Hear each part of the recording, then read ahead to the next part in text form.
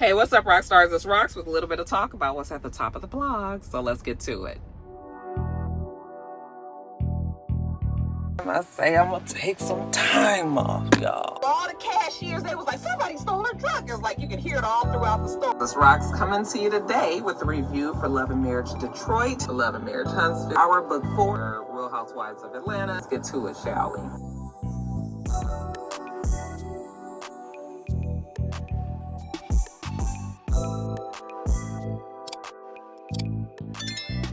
You guys, as promised, this is probably going to be all politics on this video. You guys, we have to talk about these Epstein files that were released yesterday.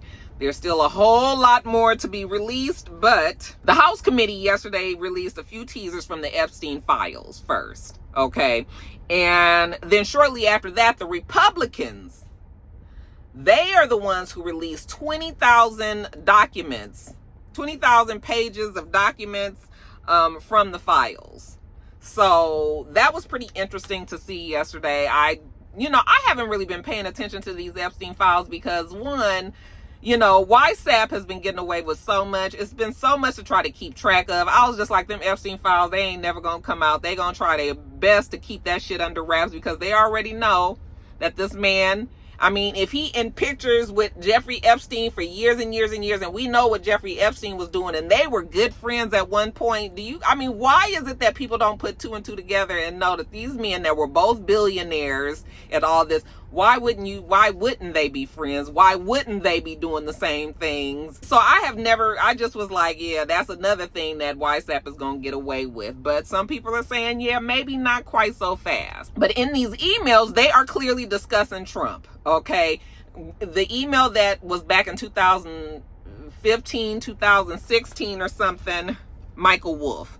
That's the name. Let me read from my notes because I typed it all up and I don't want to miss anything. So they said, back in 2011, Epstein emailed Ghislaine Maxwell and said that YSAP spent hours at his house with one of the victims of the sex traffickers, and that Trump was the dog that had not barked because this hadn't come up in any of the conversations. And Ghislaine said, yeah, she had been thinking about that. Now, we know that recently Ghislaine has told the feds, when they interviewed her, that she never saw YSAP there being inappropriate with the women. Anytime she saw YSAP around, that he was the perfect gentleman. I was just like, girl, you is a perfect gentleman. Like, when has YSAP ever been the fucking perfect gentleman ever? This nigga talking about grabbing people in the pussy and talking bad about women and calling them pigs and stupid and, that shit already was unbelievable to begin with. And then for her to say that when we just saw in the email when her and Epstein is talking about it, and she said she's been thinking about it as well. Like, you knew that this nigga was there with some girl, but you lied and told these people that you only saw him being, perfectly appropriate. Now, we know that Ghislaine, they say that this woman is, she's in jail, but she's in a cozy place. And she's basically, because she's not going to spill the beans on YSAP, they're giving her preferential treatment and all that. And, I guess they was trying to base it all on, Ghislaine, what she said. Also, I'm getting off my notes. Let me get back to my notes. Also, in another email with Michael Wolff, who wrote the tell-all, said that YSAP knew about the girls as he asked Ghislaine to stop. Okay, so we not sure what that means, but again, it's these girls, Ghislaine, however you say her name, and YSAP involved in that conversation. Like, to me, all of this, we don't really know exactly what they're talking about because they sent this shit out of context. Like, we don't really know. We just looking at that. I still feel like that's enough evidence for them to delve even further into these Epstein files. Okay, back in 2015, Epstein is talking to Wolff and YSAP about YSAP's CNN interview and whether or not that, CNN was going to ask about Epstein and if YSAP was going to deny, getting on the plane or going to the house or anything like that, and so Epstein was talking to Wolff and was just like, maybe we can get in touch with Donald Trump and create the response for him, and then that way he can be, you know, then he'll owe us. He'll owe us because we helped him out of a jam.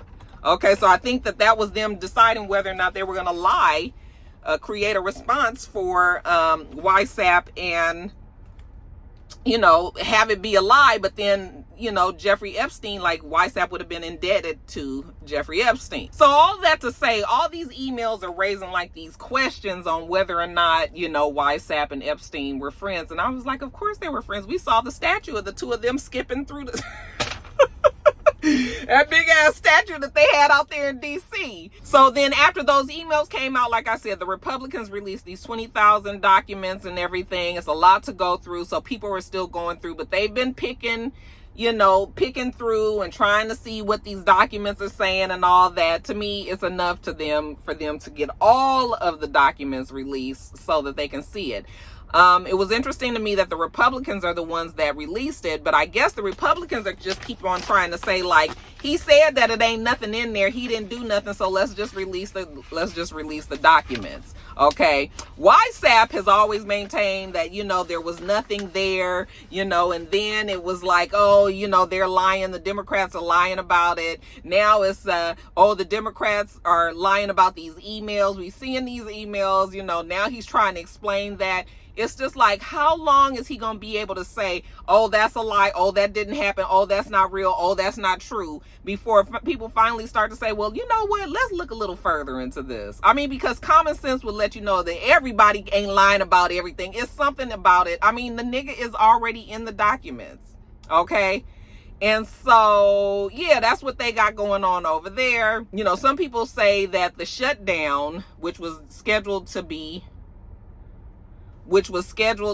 you know, they were going to have the vote to end it yesterday, but that got all thrown off because of these documents, you know. So then they were trying to say that the shutdown was all a distraction from these Epstein files, because YSAP knows that those Epstein files were still on everybody's mind. I told you guys about the lady in Arizona who they were waiting to swear in. Well, now she's sworn in. She had that vote to look at these Epstein files. So they've already done that. So now it's just like, okay, where are the files? Remember, I was telling you guys also about the Prince Andrew stuff and how all that felt like it was just all slowly, like kind of like slowly closing in on YSAP. I still feel that way. Yeah, you guys. Now the Republicans who signed the Epstein discharge petition: GOP Representative Lauren Boebert, GOP Representative Nancy Mace, Thomas Massey, who is a Kentucky Republican, and Ro Khanna, a California Democrat. They voted to release the files on the House floor. YSAP's people have been all on the news saying, you know, that they're not getting credit for the level of transparency that they've been cooperating with everything, and you know, all they're getting blamed for is the fact that YSAP was over there, you know, laying it low and spreading it wide with some of these young girls with Epstein. Yeah, you guys, we'll see what comes of it. I mean, even if these Epstein files come out, my whole feeling is, so then what are they going to do? I guess people are saying, well, because this is different, because this is pedophilia. And I was like, is it really different? I mean, they don't give a fuck about women, you know, women. And now I'm just like, I don't know if they even give a fuck about kids. Look at how they still ain't, how many schools then got shot up and all of this shit.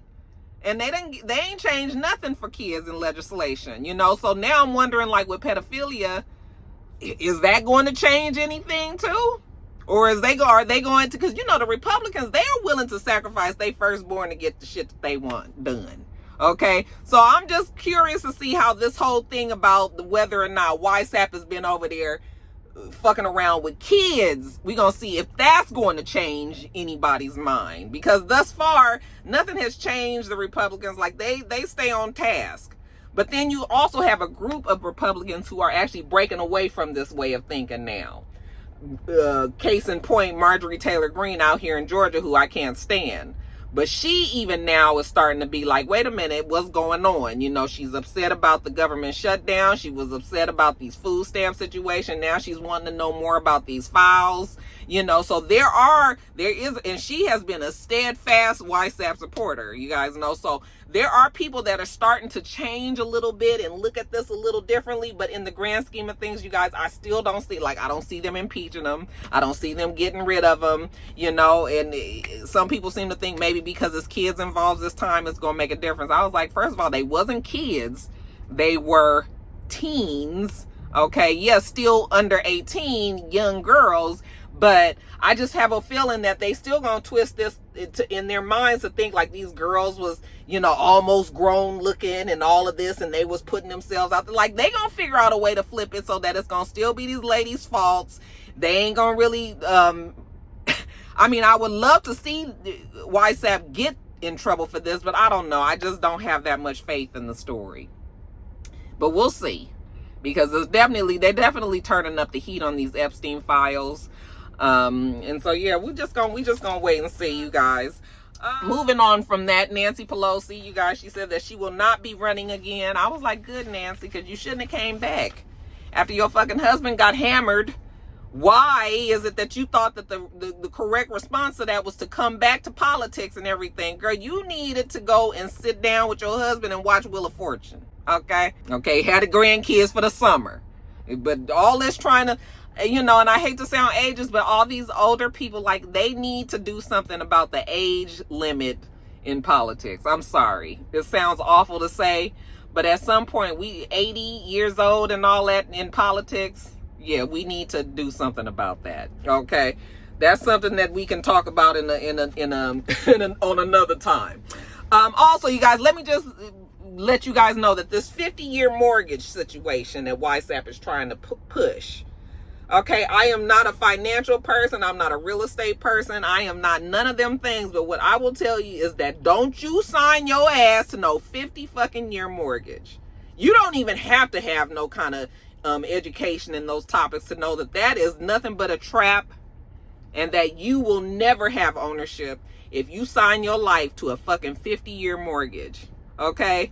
Because it's basic economics, and you paying on a 50. First of all, they're saying that the average age of a person who's a first-time home buyer right now is 40 years old.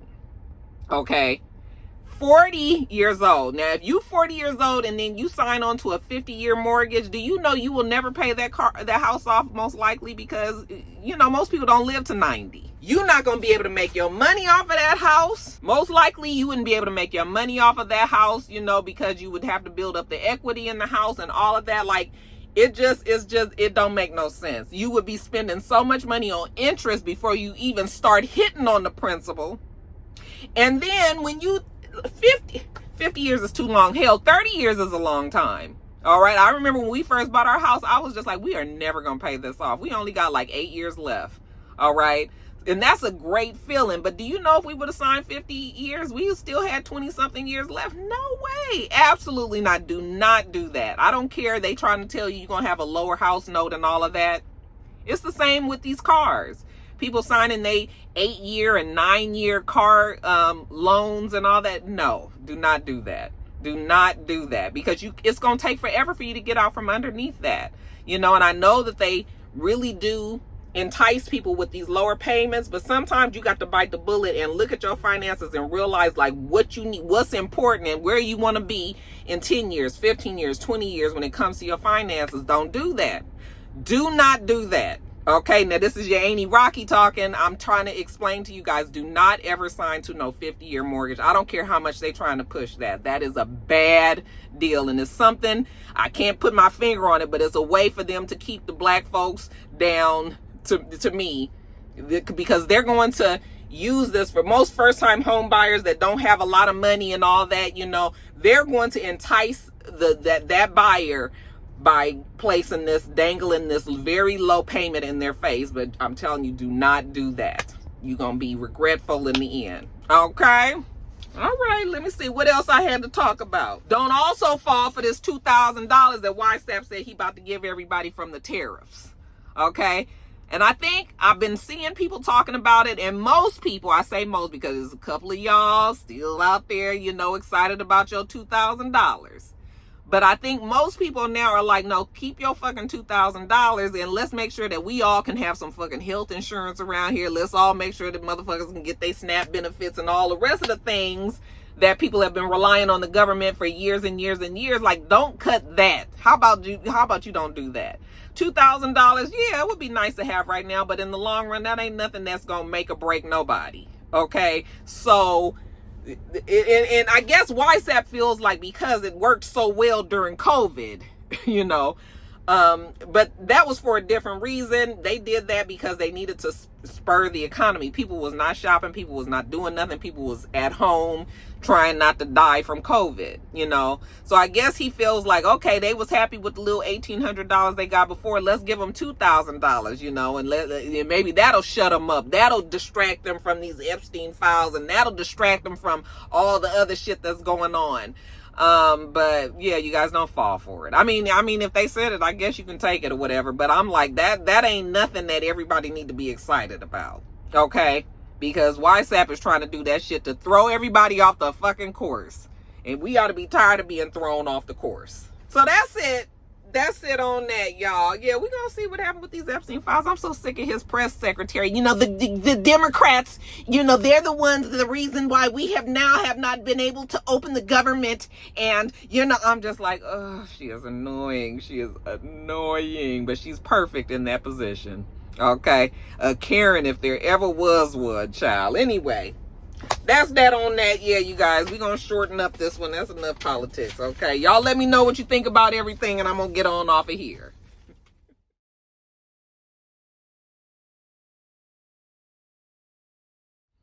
All right, you guys, I'm going to get on off of here. We do this every single week, so make sure you thumbs up the video, comment, and subscribe, and make sure you come back.